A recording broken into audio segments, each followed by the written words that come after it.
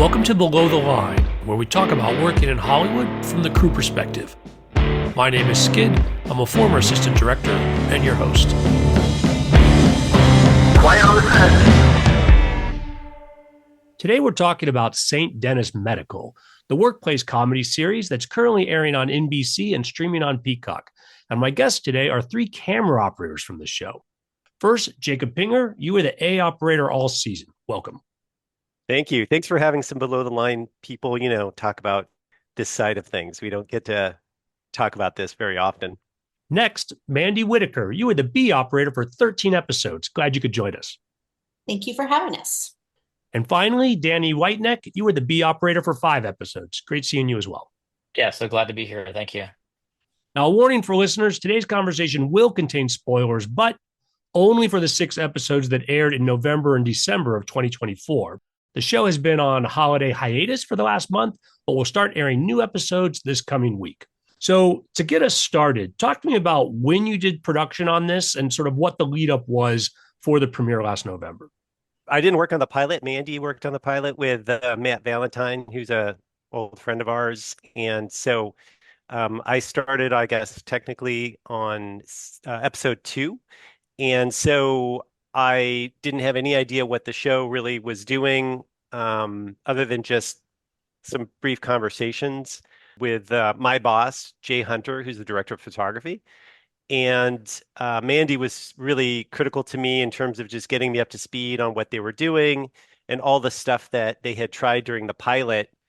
I was also given access to basically all the raw footage they had shot from the pilot, which was really, really helpful, but also pretty intimidating because, and Mande can kind of address this from a first person standpoint, but it seemed to me that they were sort of trying everything, and they must have been shooting like really long days because they would sort of shoot things like scenes multiple times in multiple ways because they were really trying to figure out what the show was. So when I started, there was kind of a better idea of what it was going to be, but it was still sort of in the process of kind of like figuring it out and trying to get to a much more efficient place with how it was shot so that, the days could be much shorter and could fit into a 5-day schedule as opposed to like, what did you guys do, Mande, on the pilot? Like 7 or 8?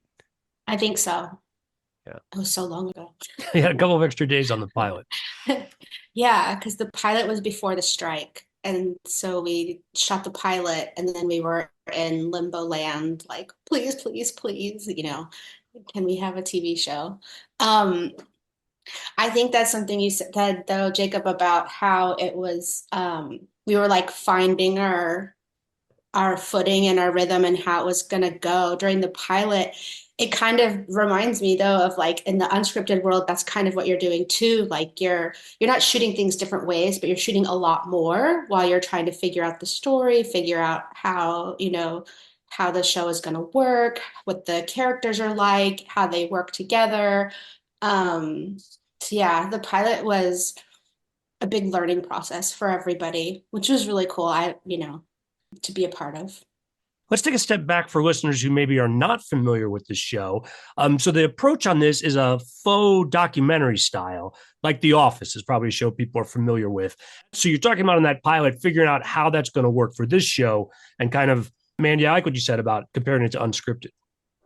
Yeah, I mean, I think, in the unscripted world, you're learning the characters, so you're learning how, kind of like watching wildlife, you're like learning how they act and react to things so that you can better predict their behavior and, oh, I need to go to this person at this moment because they're definitely going to have a reaction or whatever, right? So the cast on a scripted show is building their character relationships, and it kind of evolves in a similar way. Like you're watching the characters build their character relationships. And so the difference in these shows is like one of the things we were learning is what reads as documentary and what doesn't. Because on an unscripted show, I would want to make sure that I was looking out my left eye and catching that person's reaction, or line or whatever as it's happening. Whereas on a mockumentary show, you want to wait and catch it once they've already started talking. So like hearing them brings you to them to get their line. which reads as documentary, right? It's a really weird sort of mind fuck that you have to learn as somebody who comes from unscripted, where you're expected to catch everything and be like really on your toes, to slowing down a little and reacting rather than anticipating, if that makes sense. But a lot of the process was the same, like watching the characters get to know each other and the actors get to know each other. So then you can kind of feel when they're going to improv something, or when they're going to shoot a look to camera, and they're watching us too. So then, they're learning, oh, Mandy might pan to me after somebody says this thing because I should have a reaction. And then they know to look at me, and look at the camera. And as I understand it, all of you actually had a lot of experience with unscripted work before you worked on this show. Is that correct? Give me some more sense of the background and what you brought to this show. Yeah, so I came on episode 14 through 18. So I feel like by the time I got there, the style, I mean, Pinger, correct me if I'm wrong, but the style was kind of already in place by that point.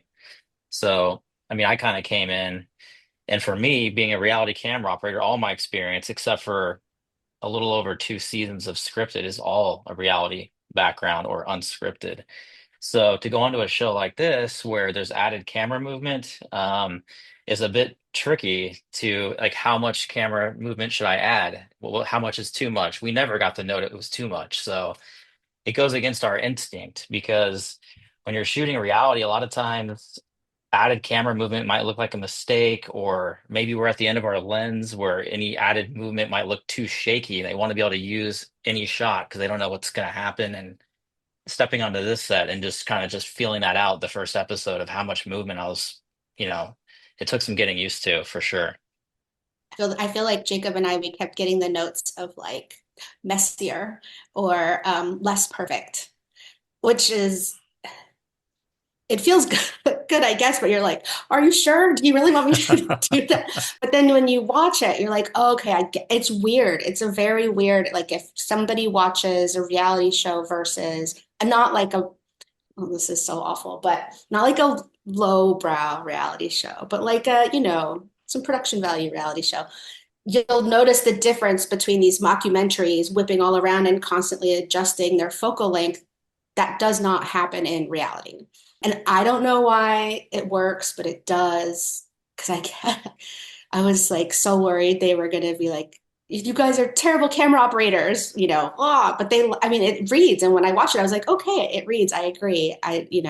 But it is a weird kind of mental shift because all the muscle memory is there, right? Like we can land a crazy zoom, and we have these amazing focus pullers who, in my opinion, are like magicians because I don't know how they do it. But like, yeah, the shift between reality, I think, it's like, okay, what skills do I use? And then what skills am I learning?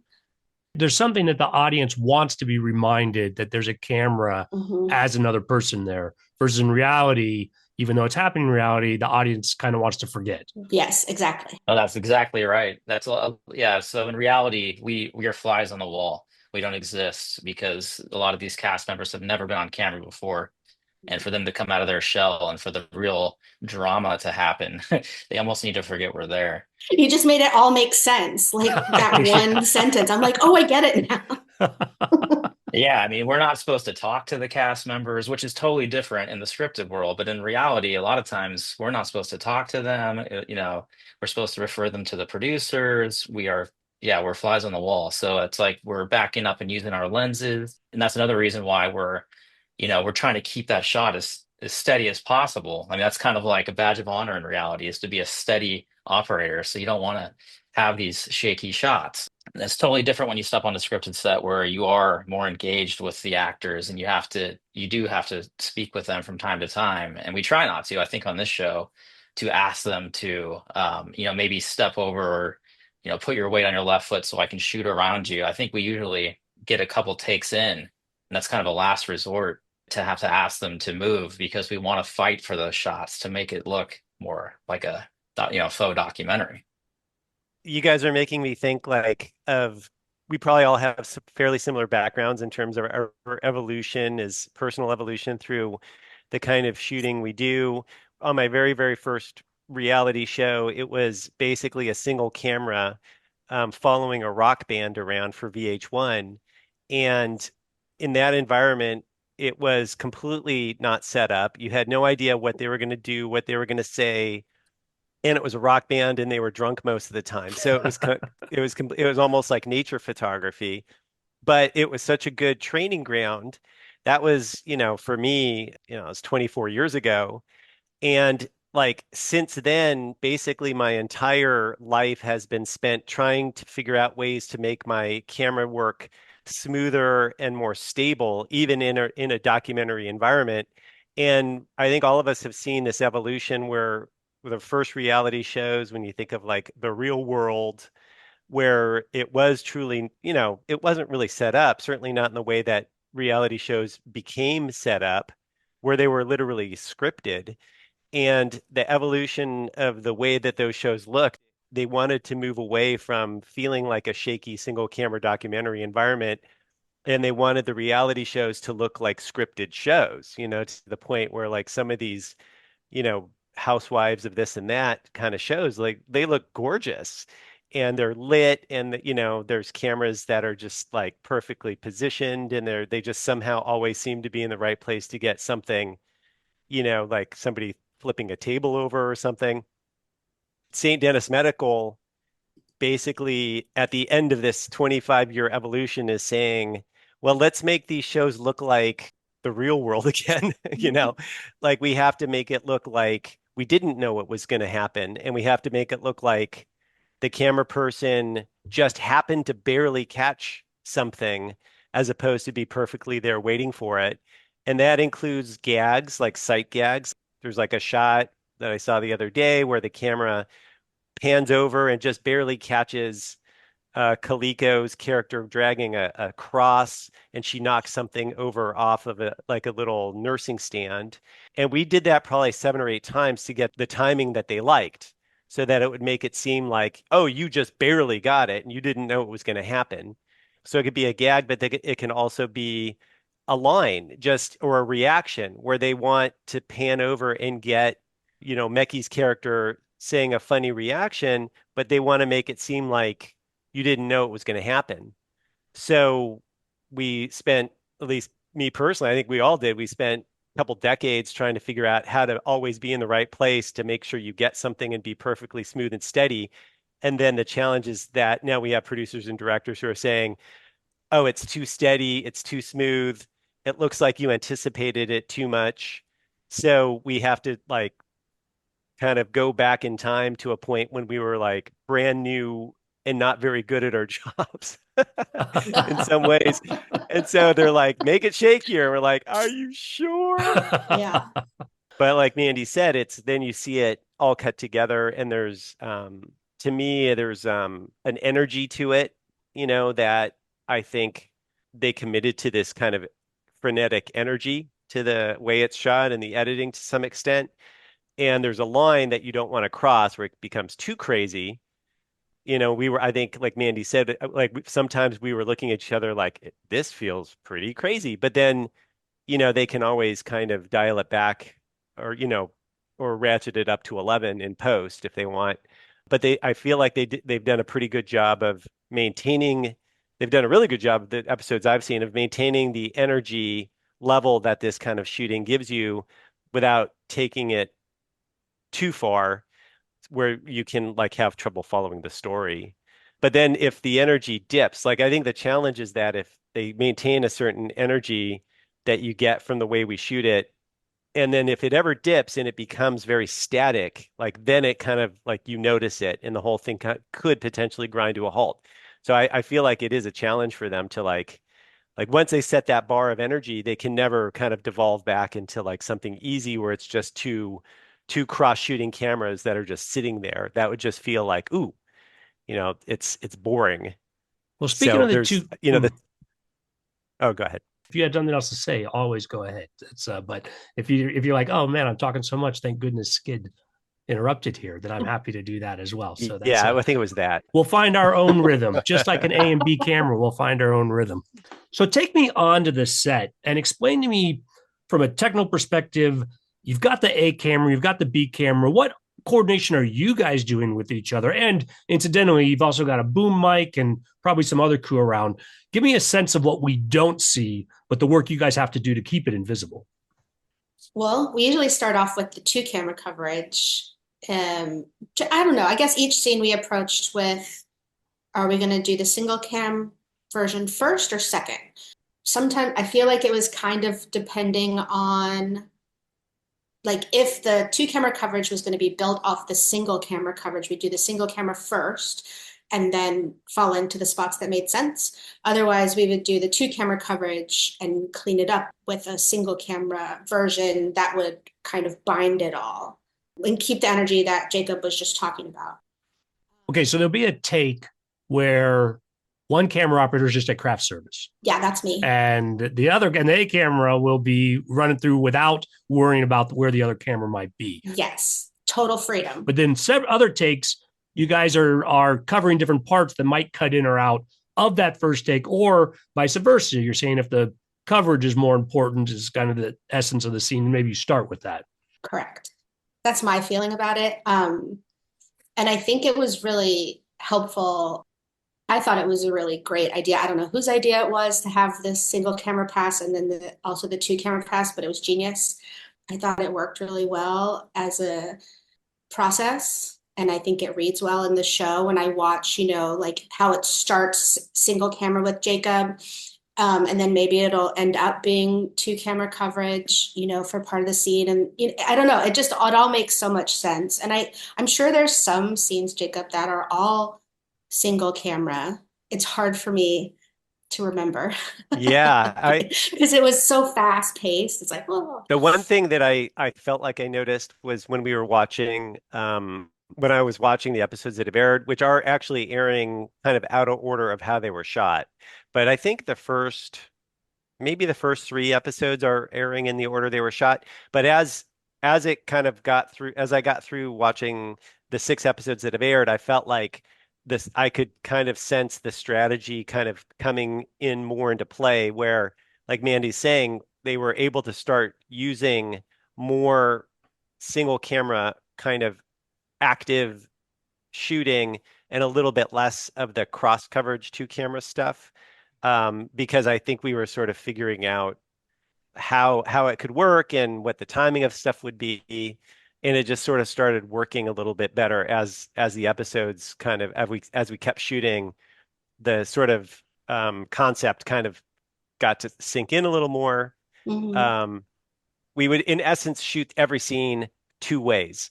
It sometimes varied on which we would do first, but one way of shooting it is that there's 2 cameras, there's an A and a B, they're equal relevance, equal importance, and they're cross-covering the scene, which means one camera is shooting one side of the scene at the same time that the second camera is shooting the other side of the scene, where basically the actors are facing each other. We have shots of both of them looking at each other at the same time. And then they can overlap dialogue and they can overlap action, and it's all covered. A lot of shows, handheld shows, that's it. That would be it. Like, I guess that's the main difference. Like a lot of shows I've worked on, like The Office or Parks and Rec and Brooklyn Nine-Nine and stuff, that would be it. That's how you would shoot the scene. You'd cross cover it and you'd move on. And maybe you'd shoot a wide shot and you'd move on.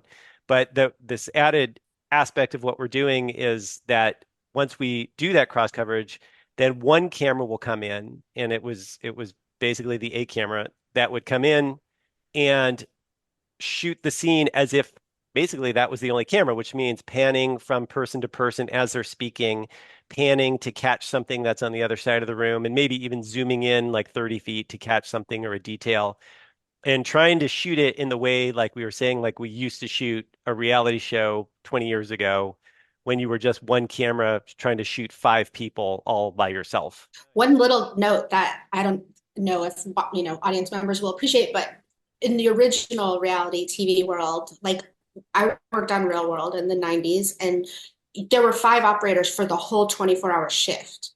So you were by yourself covering most of the time. If they walk out of the house, you walk out of the house. Now on reality shows that I work on, there's like 5 to 20 operators. It's multicam.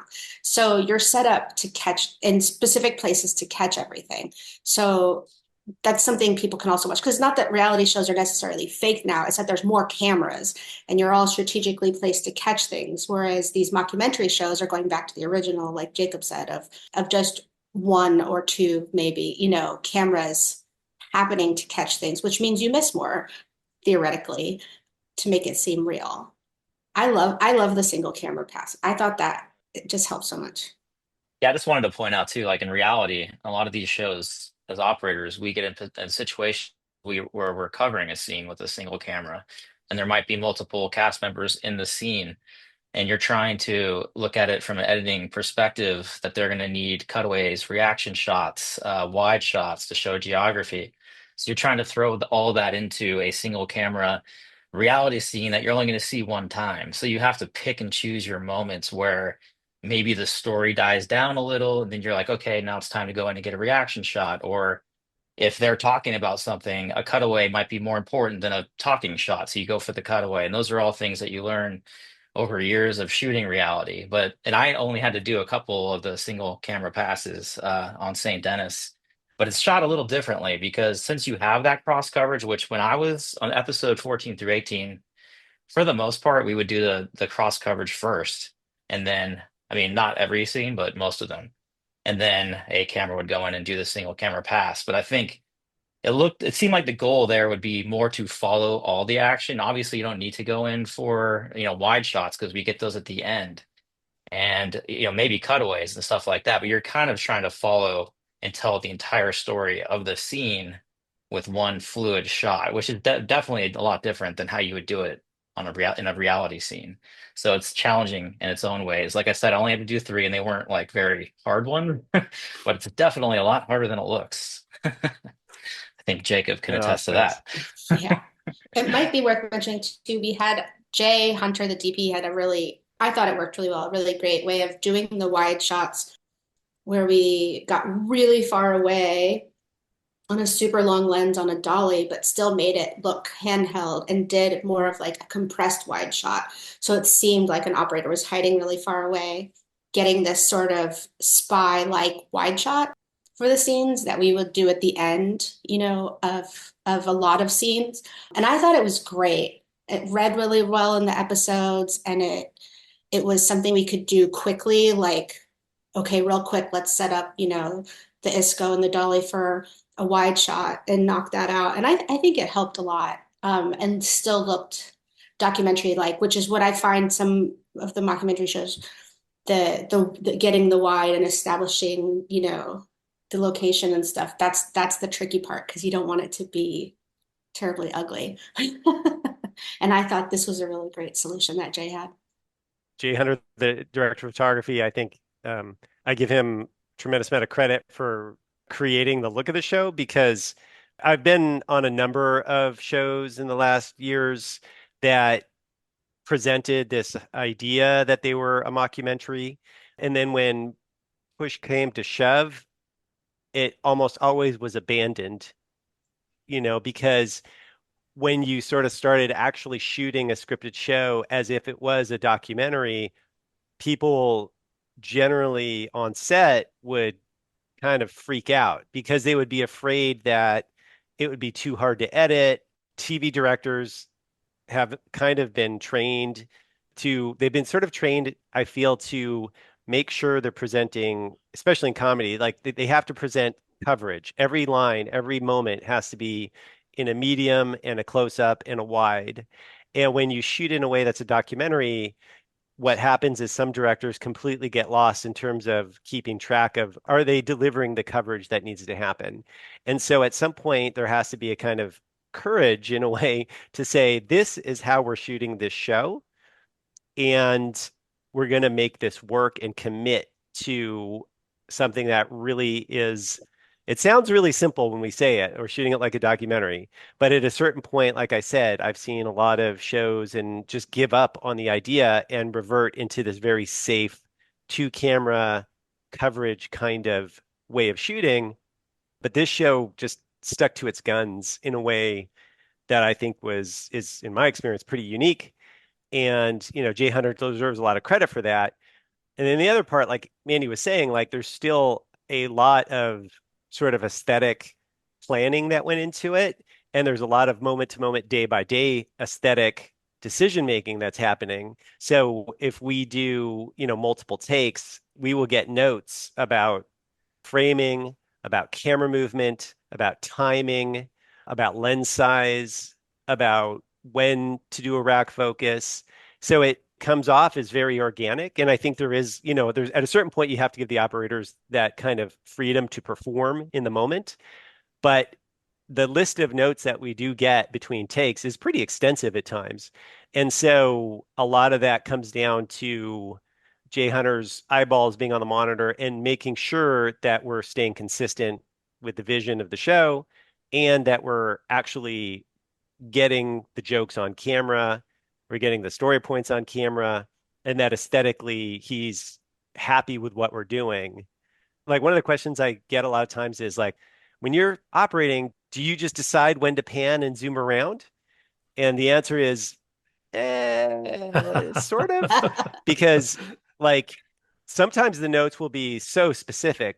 Like we'll literally get a note like where the director or someone will come up and be like, okay, so on that last take, David Allen Greer like arched his eyebrow and you panned over just a half a second too soon. So on the next take, right, and this might be a 5 minute take, and your note is at minute 2 minutes and 13 seconds, David Allen Greer is going to arch his eyebrows, and we want you to pan over a half second later. That's the note for your take, and you have to incorporate that and do all the other stuff that you've been doing, and then it matters. I mean, it matters to a writer, it matters to a producer, it matters to a director, it matters to a cinematographer. So, like, this is also a big part of the job that is, I think, an added. Just it's part of the job. That's all it is. And in reality shows, I never had that kind of sort of direction in a reality show. I find it really reassuring because I'm the kind of person that like I'm trying to be a good soldier and I want to know what you want. Sometimes I feel like we were getting notes because they wanted to play with something and see how it would look if we did it this way or that way. How does it read? Is it better or worse? And sometimes, it was like we're thinking of 1,000 things and we're walking around and trying not to hit things or see things we're not supposed to see or each other and reflections and booms. And that can affect your timing as well. So for me, I really find comfort in the scripted world and the notes that I get because I feel like I know what they want from me. And that if I'm not getting what they want, they're going to tell me. I really like that in the scripted world. I mean, I feel pretty confident in the unscripted world, but it's also kind of, it's just happening. And then you're like, did I do a good job? Did I get everything? Whatever. Whereas in this world, I feel like I get more than one try and I know what they want. And each director is different. Every week is a different director. So like they all communicate differently. They all want us to shoot kind of differently. That's where Jay comes in and sort of like filters all the information and talks to them ahead of time about, the look of the show and why we shoot things, the way we do. Because it moves so fast. A lot of directors would be like, oh my God, this is so fast. Quite a few of them work in this mockumentary world, so they're used to it, and then others don't. And so I think for people that have longer to shoot an episode, it can be a little fast paced at first. But once they see like, oh, well, Jacob and I and Danny are gonna like watch the scene while the cast is rehearsing it once, and then we're gonna talk to each other and talk to Jay, and then we're gonna shoot it. And it's very quick. And I remember there were a couple directors that would be like, Jay'd be like, okay, we're ready. Let's light and then let's shoot. And the director would be like, what? Are you serious? And we're like, yeah, we got it. It made me feel good whenever that happened because like we would do it, we wouldn't see each other, we wouldn't run into each other, and they'd be like, that was so crazy. And then I felt like, okay, the 25 years in reality is paying off now. And that feels good because people treat us so shitty sometimes in reality that anytime I feel like, look at our skill set, it just makes me feel good. Yeah, I think part of shooting reality, the more you do it, you kind of realize that it's almost important to know what other operators are shooting versus what you're shooting so that you are complementing what they're shooting. If they go wide, you might want to go on a tighter shot. Or they're not on your blind side and you can see them. I mean, I can pretty much tell what shot they're on by looking at them. If their lens is tilted down, they're probably on a wide shot. If they're more focused in it's level, they're probably on a tighter shot or a single. So you can kind of base what you should be shooting off of that. Not at all times. It might make sense for you to both be tight or both be wide, but it does help to know what the other operator is shooting because also we know the limitations of the lenses that you're using and how, like, if you see them go for a wide shot, you might need to take a step back. And that I think that really helps with the whole flow, just to kind of keeping in mind what everybody else is shooting. I did American Auto was the last scripted show I did. It was a little different. Like everybody was kind of more locked into their shots. You had so many reflections and so many bad things in the background to worry about. The last thing you were worried about is what everybody else was shooting. But on St. Denis, the set, the way it was built, there were reflections, but there wasn't like floor to ceiling glass that we had to worry about, or multiple layers of glass that create these impossible reflections to work around. So the way the set, it's a hospital, so I guess there's not a need for a lot of glass, but the way the set was built made it pretty easy for us to go in and show. We are also showing large in some of the scenes, we might be seeing more than 180 degrees of the set. So the fourth wall doesn't really exist. And the way it was lit from mainly from above, so we were able to, in one scene, just pretty much not worry about whip panning over and seeing something bad as long as you made sure you dress that before you shoot the scene and everything, the background is, ready to go. Yeah, just having the freedom to be able to do all that, it was a lot of fun on this show. Yeah, and I think that's a really good, an important point for shows like this too, is having the freedom of not having a ton of reflection. It gives the camera operators freedom, but also gives the cast freedom to improv and move around and act, to where if suddenly they do something crazy and I need to whip over someplace I didn't think I was going to shoot, I can because they're not worried about a ton of reflections, and I think you do your due diligence to, like, on these shows, to be like, well, I'm not supposed to be looking that way, but I might, so let's just clear it. Like anything I could see from here, let's just clear it so we're ready in case somebody wants to do something really funny. I can shoot it. And I think the set design is really important for that, because if there are too many reflections or unshootable things, it really also hinders the acting and the comedy. And them having the freedom to do what they want and know that we can just cover it, I think is really important to the show. Talk to me more about the actors and how they take to all of these challenges. Because again, you create a lot of the space, as you've mentioned, so they can improv, but improv can also throw up what feels like a delicate balance, particularly when you're moving that quickly. I mean, I think we've probably all worked on things that were truly improv, where they just let the actors kind of do and say what they want. So for this show, I mean, we're pretty much on script. But that said, there's a looseness to it in terms of adjustments. What Mandy was talking about, it creates an environment where the actors can not get locked into an action or a timing. I think at the end of the day, our job is like to do all those things that our bosses, our producers, directors, and cinematographers are telling us to do. But I think Mandy and Danny probably agree with this in some extent. Our job is also really there to capture what actors are doing. So we work really hard at making sure that we're not doing something that limits the actors, and that helps them. It helps them work fast. If they can work fast, it helps them maintain the energy. If you maintain the energy, people with high energy tend to be funnier. So all of that, it kind of all works in tandem. And also we have to make sure the actors like us because especially like we don't on this show, we don't have the ability to kind of be anonymous camera people. Like it's just not even an option because like on some show, I don't know, like a drama where the camera's always 20 feet away, and you're on a zoom lens, you could probably literally never talk to an actor on a show like that and just let the AD kind of handle all that stuff. But on our show, we are oftentimes so close to the actors that we have to coordinate a little choreography with them to not hit them in the head with a camera. I mean, we are literally that close to the actors sometimes.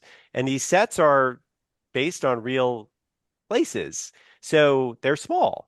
Like the ER rooms are not really oversized. Like we're shooting in places that are intentionally real and not big. So we do have a comparatively intimate relationship with the actors. And if they decide they don't like us, that's a big problem because, you know, but the way to make them like us is basically, I think, to maintain a work environment where they feel they have this freedom and that they don't have to really worry about us, that we'll just kind of, you know, get the stuff they do, and I don't know, Mandy, you had like, I think you had a good relationship with the Well, actors as well. David Allen Greer did me a big solid on the pilot, and I don't know for sure why, but I often feel that sometimes when you're the only woman on set, people um, can notice that, and I feel like he was trying to give me a little boost of, I don't know, confidence and hey guys, be nice to Mandy because the pilot, we shot in an actual hospital, and he found out my name and then proceeded to sing the entire Barry Manilow Mandy song, all of it in front of Did that everybody. start on the pilot? Yeah, it Oh, started on the yeah, pilot. he did that for a long time. He did it for a long time, and I loved it secretly, but it was also very like, I'm not good at having attention on me, and but it made me feel very welcomed, and so maybe I feel like maybe he could tell I was nervous and was just trying to like give me an ally, which I really appreciated, and I felt like he brought that onto set and regularly did that, and then got other people to sing the song, and I mean that song has followed me around since I worked at Kmart. But it was, like I felt like the cast was really cool to all of us. Like they were all very friendly and normal and funny all the time and collaborative. I mean, it was real. I gotta say, I mean, for me, this was probably one of my most positive work experiences from top to bottom. Like Eric and Justin and Simon and all of the producers and I mean the writer, everybody was just so nice and so collaborative and supportive and happy. And Matt came onto the show to fill in for Jacob for a little bit. And he had just come from Mayor of Kingstown, which is like a real serious drama. And he walked in, he was like, oh my God, everybody is so happy. It was just such a happy, fun set that I feel like, I don't know, maybe that also contributes to the show. Everybody was happy to be at work, enjoyed being around each other. And the cast, I felt like, found their footing together really quickly. Their comedy, I feel like, shows that their relationships, like, I don't know. I thought they were great and wonderful to work with. Yeah, David Allen Greer asked me, I think the first thing he said to me is, when's Mandy coming back? That's Yeah. okay. When Matt came in, he goes, okay, not Jacob. Oh, that's awesome. Yeah. When the cast like teases you openly, it's a good sign. Yeah, I was hoping it was because he likes me. He was messing with me. No, it is. It is. He likes you. Now, what is it like when you get guest stars? Because I know in those first 6 episodes, Hmm. there are casts that come in for significant roles, but they're only there that episode. You guys talk about a rhythm between camera and the cast, but a guest star, I don't know, is it sink or swim, or do you have to make special accommodations for folks who maybe are new to the team? I didn't feel like we did. Don't know I mean, some of them I feel like have done other shows like this. So they knew how to work in that environment of mockumentary. I'm sure the cast and the producers and stuff talked to them maybe during table reads, but I felt like everybody just fell right in. I don't remember ever having to like explain anything except maybe like sometimes if there's like a really short line you have to get, the only thing I might do is ask them to put a little handle on it, like a clear your throat or a hey or an or just some sound that can give me a reason to pan to them. But no, I feel like maybe a lot of the people also work with this team a lot or before, so they're kind of familiar with the environment. Maybe I'm just too positive and rose-colored glasses for this job. I don't know. Yeah, every now and then I would overhear a guest actor making a comment to the regular cast, something like, wait a minute, are we done? Is that it? Did we just finish the scene? And, there was this kind of sense of like, how is it this fast? And that was so easy. So if an actor came in and they had not done this style of shooting before, they would have a different expectation in terms of how many takes and how long does it take between setups. So we had lighting setups that were 7 minutes long. I mean, they could do this so insanely fast. And it was literally not even enough time for the camera operators to run out and go to the bathroom and come back. I mean, that happened regularly where I'd go out 10-1, meaning go to the bathroom, come back, and they'd be like, okay, Jacob's back. Let's shoot. I'm like, wait, you were waiting for me? All I did was go to the bathroom and get a candy bar. Like, this Yeah. is crazy. So the guest actors would come in, and generally the reaction I would overhear was, wow, this is awesome. You guys shoot so quickly and it's like so intuitive. And, or they'd look occasionally and be like, oh my God, I'm so sorry. They look down and they'd realize they were 2 feet off their mark. And they would look at the camera operators and say, oh my God, is that okay? Do we need to go again? And be like, no, we're fine. No, it's all good. Because we're just, you know, 9 out of 10 times we can kind of accommodate, Mhm. that kind of thing. And then, like, I think when Mandy was talking about how much we pay attention to what the actors are doing and how we kind of intuit people's habits and tendencies, we can pick up pretty quickly whether an actor is good at hitting a mark or whether they are consistently off a mark. And a lot of times actors will be consistently off a mark in the same direction, especially within a scene. And that's fine. Like, we just notice it and we move on. And unless there's actually some technical issue that's coming up, we won't even say anything. So Mhm. I think our guest actors really appreciate that kind of speed and ease that allows them to just focus on the lines and focus on their acting and focus on the other actors. And they seem to find just a nice rhythm with that because it's not chopped up in this process that traditional filmmaking can be so chopped up, like, okay, we did the wide shot. Now it's going to be 30 minutes and we're going to do your medium shot. And then it'll be another 30 minutes and we'll do your close up. And then we're going to turn the room around and do it all again on the other side. And that's kind of what people have Mhm. experienced a lot of times. Yeah. And we don't shoot like that. There's not a lot of going to your trailer Yeah. on this show. Yeah. I don't know. That might help in their relationships too with each other on camera, is that they spend a lot of time just hanging out together where in whatever space we've put them in to sit in for the 7 minute lighting, or, for the quick moments that they're not on camera, they're spending time together. And maybe that helps some too. Also, I kind of just want to say really quick, I don't know how I sounded about David, but I love that dude and In Living Color and like my whole life. And so I was really excited to work with him. I gotta tell you. So I hope it sounded positive what I was saying about him. But yeah, I think the cast hanging out so much together was maybe helpful in the comedy as well. I want to ask you guys about a specific scene in the holiday episode, the last one that aired before the break.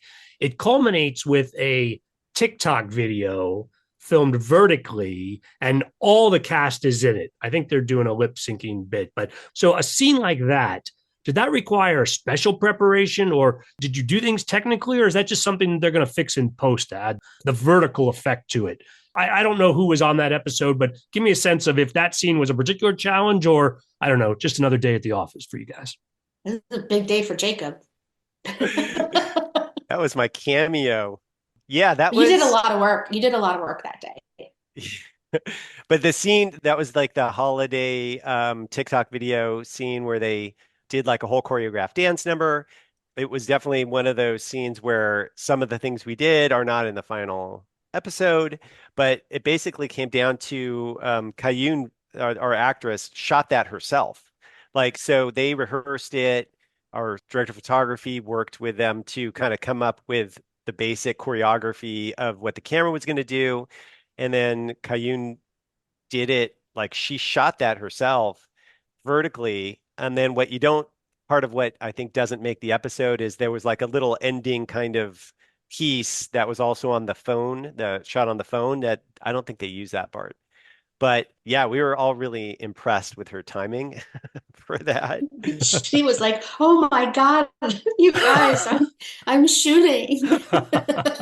She's the best. She's so funny. Yeah, it was awesome. But I mean, I think that was like a good example of how committed they are to making things feel real, you know, that they didn't like it was just a phone, like there was nothing fancy or special about. I think they had like a transmitter on it, like they Mhm. somehow figured out our first camera assistant and the camera team figured out a way to get a transmitter onto the phone. Jay-Z. Yeah. Yeah, that was quite impressive.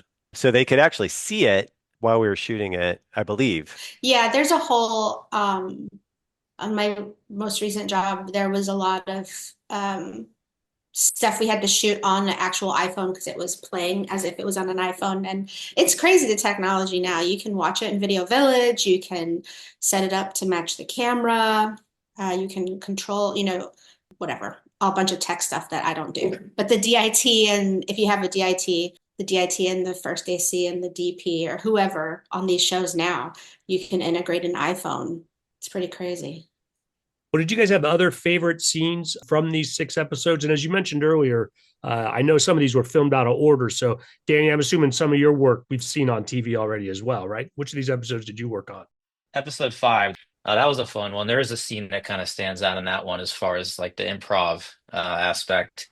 So the last scene in Act 1 where it is Ron and Bruce are pretty much arguing and fighting over a candy bar, which is pretty hilarious. There was a vending machine, and Ron every day at a certain time he gets a nutrageous bar and goes and eats it in the stairwell to kind of decompress. And of course, Bruce gets the last one and kind of gloats about it. But so they're arguing about it right in front of a crowd of people, throwing insults, and they both end up leaving because they're important and they have things to do. But that leaves Keith there, who's kind of like, he's always kind of hovering in the background when he's in these scenes. Like people are, like throwing insults at him, and he takes them the wrong way, takes them as a compliment, which is what makes it funny. But as the two, as Ron and Bruce both exit the frame, there's Keith just standing there. And I don't think this was scripted, but he said, "Well, I guess I have somewhere to go too." And he does a 180, turns around and just like walks right into a medical cart and just kind of crashes into it. So that wasn't scripted. As far as it wasn't in the shooting draft, it might have been, I don't know if it was an alt or something, but he started doing that after the first take. So like as reality camera operators, we're kind of waiting for things like this to happen. Each take, he would do something different. Like there was a closed door right there, and he went and tried to open the door and it wouldn't open. He slams into it on one of the takes. Another one, he walked right into a background actor and almost fell over. But the one they ended up using, I think, was might have been on that single camera pass, but he looks right in the lens and he's like, "Well, I guess I have something to do too." Turns around and crashes into the cart. But that was all, I'm pretty sure, as far as I know, unscripted. And it was one of my favorite scenes of that episode. And it was fun to shoot and just like, waiting for to see what he would do next. I was so jealous when I saw that episode. I was like, oh, this is so good. I'm so sad I wasn't there. You did such a great job. It was so funny. I like that episode a lot. It was one of those scripts where I was really impressed with the writing because they weren't afraid to kind of like go after issues that you could say could be uncomfortable to address, but they did just such a good job with it. I thought, I'd love, I'm sure we'll see more of that kind of stuff going forward, because there like in within that episode are some very real issues about race and how we deal with race in the workplace and the role of Allison, the lead nurse, in terms of managing all this and, making sure she does it in a way that works as a manager, is fair to all the employees, and then also is racially sensitive. And it's like you just see how she's struggling with that. And I was just really impressed that they were not afraid to kind of go into an issue like that and make something that was still like relatable and really funny. Well, there's one thing about the set that I really loved is I felt like there were so many different kinds of people in every department. And I don't know, it just felt nice. It felt like everyone was there so you could make jokes about whoever, whatever, because all the people are there to weigh in and to be a part of the process. And the writers were all from a lot of different backgrounds. And I think that's part of what made it such a good experience to me personally, is just feeling like it was such a well-represented set. And it aids to the comedy as well, because you're like, the writer who wrote this is living this. So, it's funny because it's true. And I don't know, I love that about this show. And I think it is probably part of the reason it's so well received. And we've had 6 episodes. The season is going to run 18. So we still got 2/3 of the season to go. Episode 7 is airing next week. Mm-hmm. What kind of non-spoilery things can you tease about upcoming episodes, whether it's a favorite one you want people to watch for, or things you think are going to be really great? And again, you probably haven't seen these future episodes either, but give us a tease for what we can expect.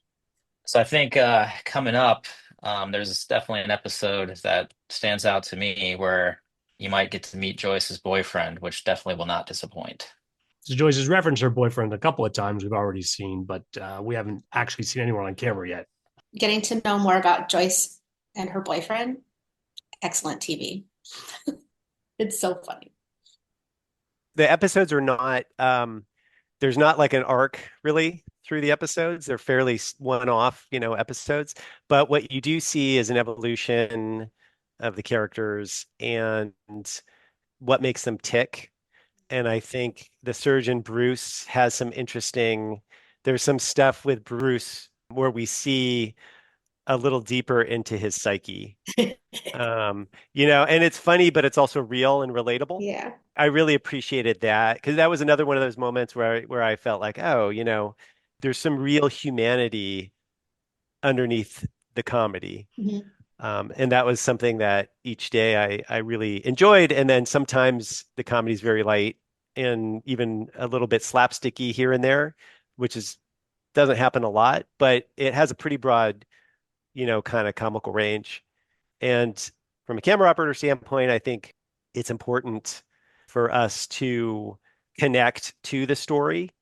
There's all these technical aspects to it. There's physical aspects to it, that we haven't really discussed about how we actually do this job of holding this 40-pound camera on our bodies for 8 to 12 hours a day. But when you're filming something, you can't really think about any of that. You have to really, you should be very connected to the story and what the actors are doing at every given moment. And so when we are doing the comedy, it involves better catch that joke, especially if it's a physical joke. You got to see it, and you got to see it in a way that makes it funny. But then when there's these moments of real human interest underlying the comedy, you should be connected to that as well. So the writing in this, one of the things I liked was that it made my daily job interesting, because there would be very often this kind of nice range of story and human content to connect to. Yeah. And it does inform the operating. I mean, it really does inform the operating. It informs like how you move, where you want to stand. I mean, a lot of it is probably subconscious, but then there's certain things you'll make sure you do, because we can ruin a moment if we screw it up. So it's not ever as simple as just stand here and point the camera at the person whose lips are moving. There's always some other decision making going into, the aesthetic choices and the technical choices you're making. Stick around and you'll see Bruce evolve. Yeah.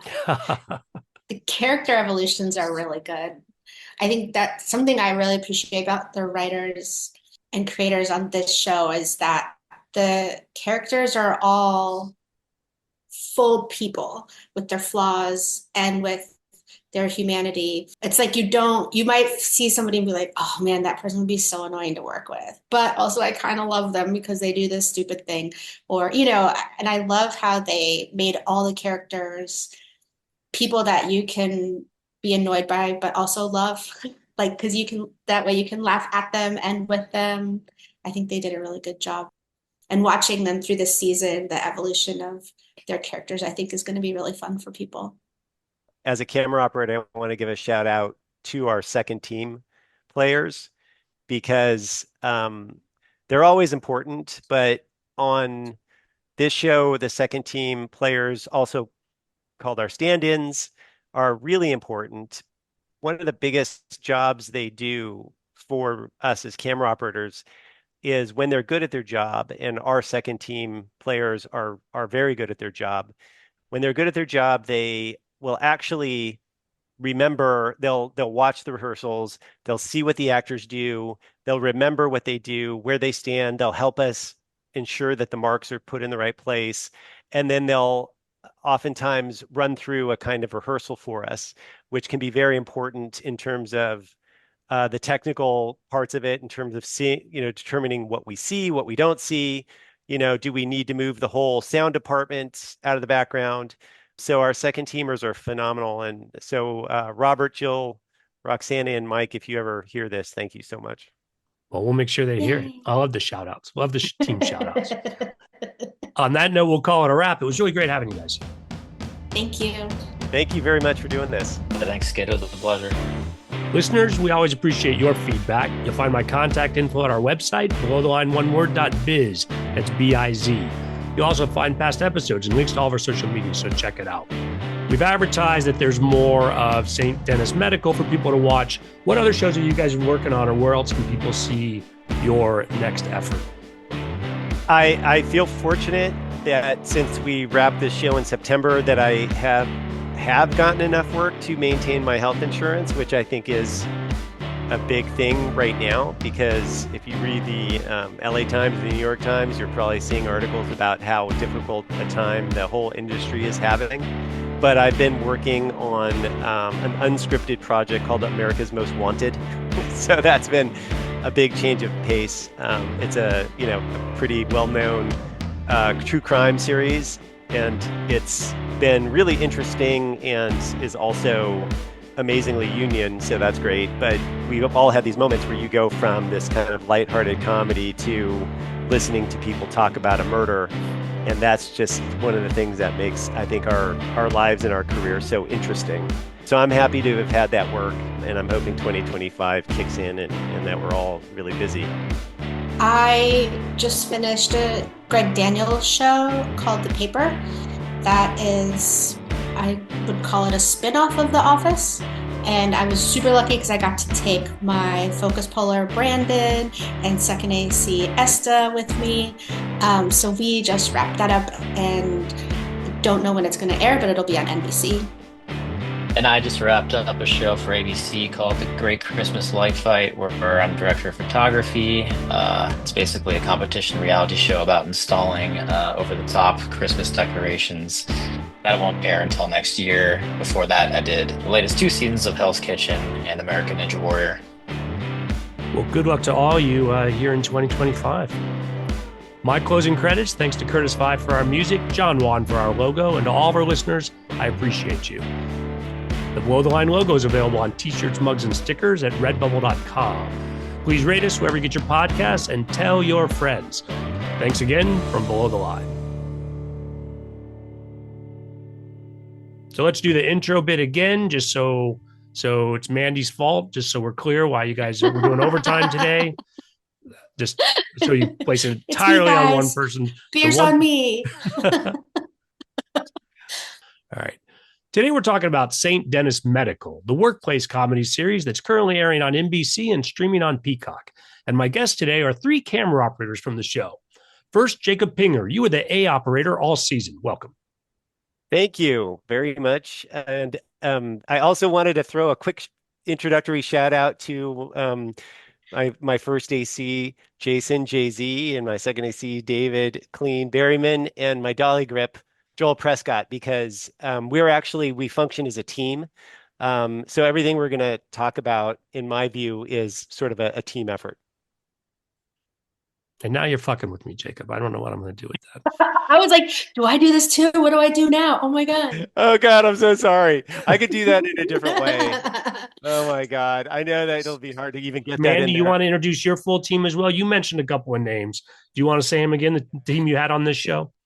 Sure. I mean, I think it would be nice that I was thinking we should have brought up how integral our focus pullers were as we were chatting. I feel like I got a little lost and I didn't do what I said I was going to I do. totally agree. That's why I was like, oh shit, here's my chance. Well, this is your I'm post sorry. credits moment, guys. So go ahead and name anybody else you want to name here. We'll make sure they at least get a post credits mention. Okay. So what do I do? I just shout out my Just say, team. oh yeah, here's my team. Okay.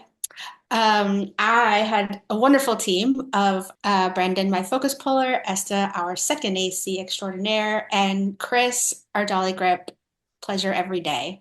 How about you, Danny? Do you want to name your team as well? Yeah. Danny hated his team. I was gonna say no. No, I'm Solo kidding. operation. They were dragging me down. Yeah, I'll give a shout out to my team that I took over from Mandy, which was also Brandon, Esta, and I had them for a couple episodes, and then Ken Bender and Blake Hooks stepped in as first AC focus puller and second AC, and Chris Olson was my dolly grip. Always love the team shout outs. I love this so much.